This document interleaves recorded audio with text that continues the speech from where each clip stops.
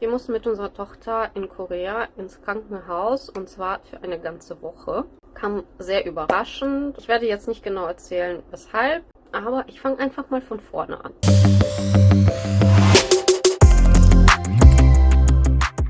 In diesem Video möchte ich euch erzählen, wie das eigentlich so ist, in Korea mit einem Kind ins Krankenhaus zu gehen oder im Krankenhaus zu sein. Also wir waren jetzt bei dem Kinderarzt, damit unsere Tochter untersucht werden sollte, weil sie auf einmal sehr hohes Fieber hatte.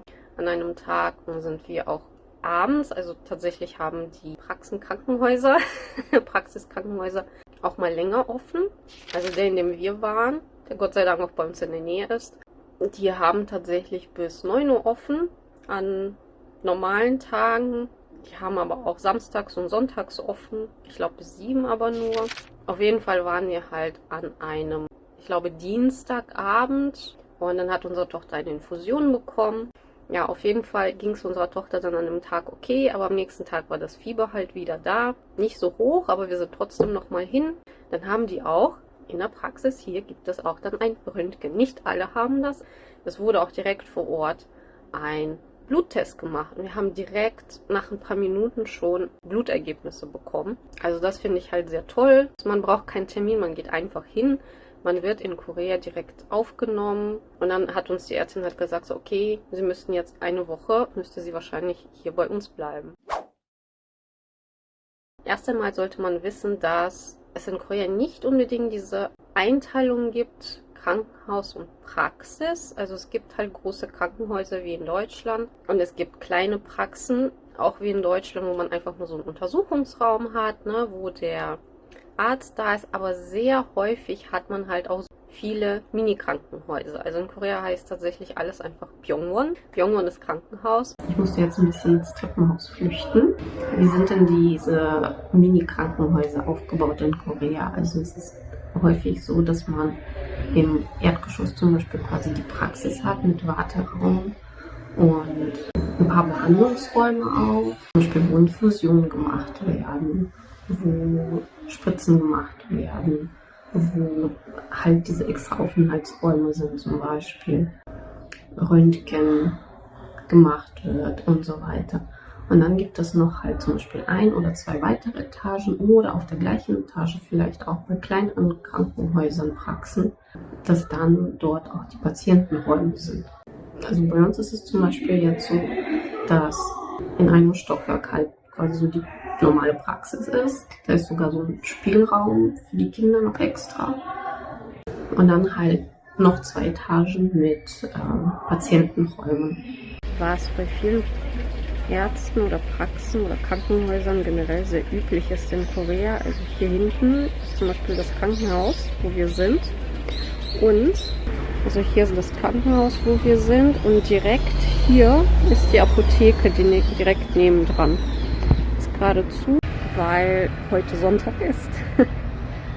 Es gibt tatsächlich aber auch Apotheken, die 365 Tage die Woche offen haben, die teilweise auch bis spät abends arbeiten, bis 10, bis 12 oder auch sogar 24 Stunden, das gibt's auch. Ja, also auf jeden Fall findet man, sobald man bei einem Arzt war in Korea, direkt die Apotheke normalerweise im gleichen Gebäude, was auch super praktisch ist. Witzig ist übrigens auch, dass viele Krankenhäuser gar keine 4. Etage haben. Das ist aber generell in vielen Gebäuden in Korea so, aber eher in älteren. Das heißt, in neueren Gebäuden gibt es auch die 4. Etage ganz normal. Aber gerade bei Krankenhäusern habe ich gemerkt, dass die häufig, auch wenn es neuere Gebäude sind, trotzdem keine 4. Etage haben. Und ich zeige euch jetzt mal unsere Etage. Wir waren am Anfang ganz allein auf dieser Etage. Und zwischendurch waren jetzt mal ein Kind immer mal da zusätzlich. Das heißt, es waren nur 2 Kinder auf der ganzen Etage. Es ist eine relativ kleine Etage. Ich zeige es euch mal eben. Also so sieht das Ganze aus. Hier sind dann Patientenräume. Hier sind dann auch immer so Desinfektionsmittel immer an allen Türen dran. Wie ihr seht, dann gibt es hier auch so Kinderwagen. Also bei uns auf der Etage gibt es nur 2. Auf der Etage oben gibt es noch mehr Kinderwagen, weil Ich glaube, hier sind hauptsächlich Einzelzimmer, während es auf der anderen Etage Doppel-, Dreifach-, Vierfachzimmer sind. So, und wir haben hier zum Beispiel auch eine Mikrowelle auf dem Flur. Das heißt, man kann sich auch Essen warm machen oder ich weiß nicht, zum Beispiel auch Essen fürs Kind oder so, wenn das gerade so ein junges Kind wie unseres ist und das vielleicht noch nicht so ganz das normale Essen mit ist, was vom Krankenhaus gegeben wird. Hier gibt es dann auch einen Wasserspender mit heißem Wasser und kaltem Wasser, wenn man sich Milch zusammenrühren muss. Wir haben auch bei uns auf dem Zimmer eine Dusche und Toilette, also zusammen, zeige ich gleich im Video. Auf der anderen Etage, wo es Zimmer für mehrere Leute gibt, da sind auch einzelne Duschräume zum Beispiel und einzelne Toiletten. Ich weiß nicht, ob sie auf den Zimmern welche haben. Ich gehe davon aus, dann wahrscheinlich nicht. Weil hier auf der Etage gibt es zum Beispiel keine extra Toiletten oder Duschräume. Hier gibt es so eine Familienecke. Hier gibt es ein Regal mit super vielen Büchern. 2 Couches. Hier so eine hübsche Aussicht auf die Straße. Und dann gibt es hier noch eine Mikrowelle, die man benutzen kann. Wir waren jetzt relativ häufig in dieser Ecke und unser Kleiner hat es genossen, die Bücher hier zu lesen und auf der Couch hier zu sitzen. Es gibt Bücher für Kinder verschiedenen Alters. Dann gibt es hier so noch so eine Ecke mit einem Sterilisator. Eigentlich gar nicht mal so viel. Ich zeige euch mal eben den Raum, wo wir jetzt waren. Achtet nicht auf das Chaos. Wir werden in 1,5 Stunden nämlich hier ausziehen. Deswegen ist es super chaotisch gerade. Also wir müssen packen und aufräumen und so. Aber hier ist einmal die Eingangstür. Dann haben wir hier ein Badezimmer. Hier Toilette. Und hier gibt es extra eine Mülltonne für Windeln. Und hier ist einmal Dusche. Typisch koreanisch. Man duscht einfach im Raum selber. Hier gibt es auch ein Waschbecken. So, und dann das super chaotische Zimmer. Das ist eigentlich ein Zimmer für 2. Hier ist einmal ein Bett. Hier gibt es auch so einen Schrank. Und hier gibt es einen Kühlschrank. Und dann ist hier noch eine Trennwand. Und das war halt unser Bett. Hier gibt es auch nochmal Schrank, Kühlschrank. Wir hatten dann noch hier diesen Tisch, der gehört auch zu dem Zimmer. Ich habe jetzt vergessen, ich glaube, das Essen aufzunehmen. Auf jeden Fall gab es 3 Mahlzeiten, also man hätte es sich aussuchen können für die Kleine und dann halt für mich, gegebenenfalls noch für meinen Mann. Sah eigentlich immer gleich aus, mehr oder weniger. Also es gab nicht immer das Gleiche zu essen, aber der Aufbau des Essens war immer gleich. Es gab immer Reis, Suppe, und dann Fleisch, irgendwas Fleischiges oder Fischiges. Und dann gab es nochmal Kimchi und ein bisschen Gemüse und so. Genau. Und vorher wurden wir halt auch gefragt, ob die Kleine irgendwelche Allergien hat. Was ich noch cool fand, dass wir hier so ein Mückengerät bekommen haben, weil wir eine Mücke im Zimmer. Das war eigentlich ganz cool. Das war es auch schon, was das Zimmer angeht. Wir sind jetzt wieder zu Hause, wie ihr seht. Es sind jetzt schon ein paar Tage vergangen, seit wir wieder da sind und unserer Tochter geht es auf jeden Fall viel, viel besser. Ich wollte noch ein paar Punkte ansprechen, die vielleicht interessant wären. Einmal Umgang und wie überhaupt das Ganze im Krankenhaus abgelaufen ist.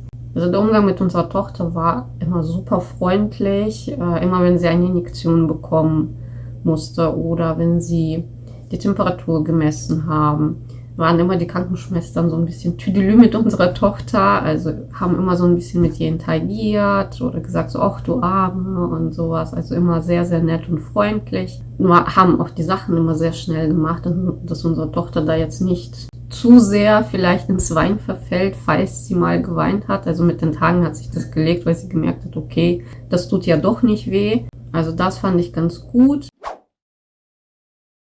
Dann ist vielleicht noch interessant, wie war eigentlich unser Aufenthalt, was war erlaubt, was war nicht erlaubt. Also da unsere Tochter halt sehr jung ist, hätte sie da natürlich nicht allein bleiben können im Krankenhaus. Dementsprechend durfte eigentlich offiziell ein Elternteil bleiben können, aber Bei uns meinten die so, ja, man könnte argumentieren, dass sie jetzt so jung ist, dann braucht sie halt 2 Elternteile. Dementsprechend konnte auch eine zweite Person bleiben. Es war auch theoretisch kein Besuch erlaubt, soweit ich das mitbekommen habe, aber trotzdem kam meine Schwiegermama an 2 Tagen für ein paar Stunden, also so für 2, 3 Stunden nur, um mit der Kleinen ein bisschen zu helfen. Einmal kamen die Großeltern dann zusammen auch so für 2 Stunden, glaube ich. Uns wurden jetzt keine genauen Besuchszeiten oder so gesagt. Also rein theoretisch hätte man, glaube ich, kommen und gehen können, wann es einem passt.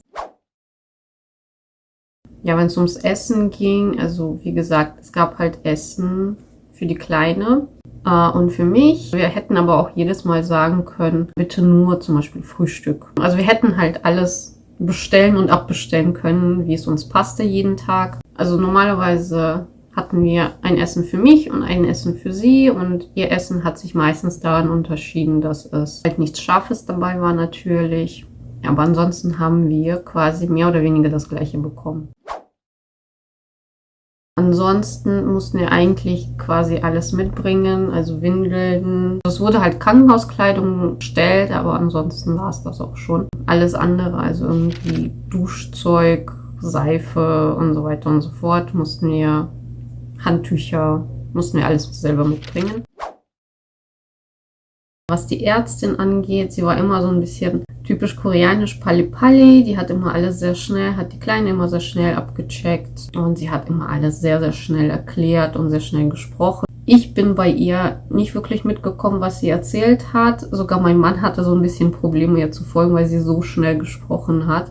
Und ich glaube, ohne meinen Mann hätte ich nicht wirklich irgendwas verstanden, was sie gesagt hat. Manchmal hat sie halt auch Sachen auf Englisch gesagt, also so ein paar Begriffe reingeworfen. Da habe ich das so verstanden, zumindest worum es geht oder was gemacht werden soll. Aber mit den Krankenschwestern gab es meistens keine Probleme mit der Kommunikation. Also da haben wir uns gut verständigen können. Ich habe sie gut verstanden, was mit unserer Tochter passiert, ob wir jetzt irgendwo hinkommen sollen, was da gemacht werden soll. Im Grunde genommen, was die Ärzte angeht in Korea, theoretisch können schon oder sollten die meisten Ärzte auch Englisch verstehen und können, weil sie studieren ja auch auf Englisch, sie lesen die Studien auf Englisch, die medizinischen Studien. Dementsprechend, theoretisch sollten sie schon relativ gut Englisch verstehen und theoretisch auch sie verständigen können. Also falls ihr irgendwann mal in die Situation kommen solltet, dass ihr zu einem Arzt in Korea müsst, kein Koreanisch könnt, aber euch verständigen müsst dann beim Arzt, dann würde ich auf jeden Fall immer mal mit Englisch vielleicht probieren. Also manche Ärzte switchen dann zu Englisch oder versuchen zumindest so ein paar englische Begriffe reinzuwerfen, dass man auf jeden Fall versteht,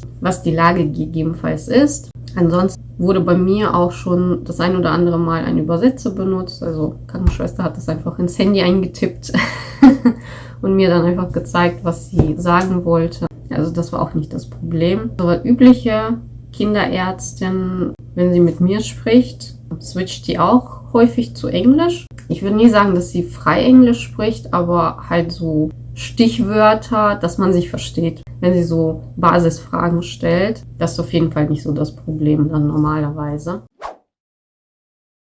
Und jetzt kommt, glaube ich, das interessanteste Thema.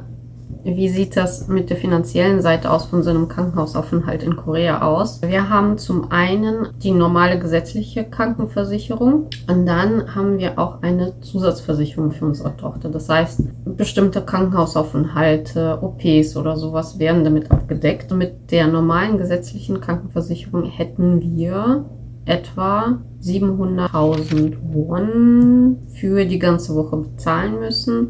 Inklusive bestimmten Sachen, Röntgen zum Beispiel oder sowas. Aber aufgrund dieser Zusatzversicherung haben wir eigentlich mehr als diese Summe wieder zurückbekommen. Das heißt, wir sind sogar mit Geld wieder rausgekommen aus diesem Krankenhausaufenthalt. Es muss nicht so sein. Also ich kenne auch Fälle, wo man zum Beispiel nur die Hälfte von dem Preis wieder bekommt oder sowas. Also das hängt wirklich dann von der Zusatzversicherung quasi ab, die man dann hat. Deswegen in Korea lohnt es sich immer nochmal bei solchen Sachen eine Zusatzversicherung zu haben. Mich würde jetzt interessieren, wie sowas eigentlich in Deutschland abläuft, weil ich muss sagen, zum einen, ich war noch nie im Krankenhaus in Deutschland. Also ich hatte noch nie einen Krankenhausaufenthalt in Deutschland. Natürlich weiß ich nicht, wie das mit einem Kind ist und ich hoffe, ich werde es auch nicht erfahren. Falls ihr eure Erfahrungen teilen wollt, schreibt es doch mal in die Kommentare oder falls ihr Fragen habt zu diesem Video, zu einem Krankenhausaufenthalt in Korea, dann freue ich mich auf eure Fragen. Ansonsten hoffe ich, dass das ein interessantes, lehrreiches Video war und ich hoffe, wir sehen uns dann beim nächsten Video. Tschüss!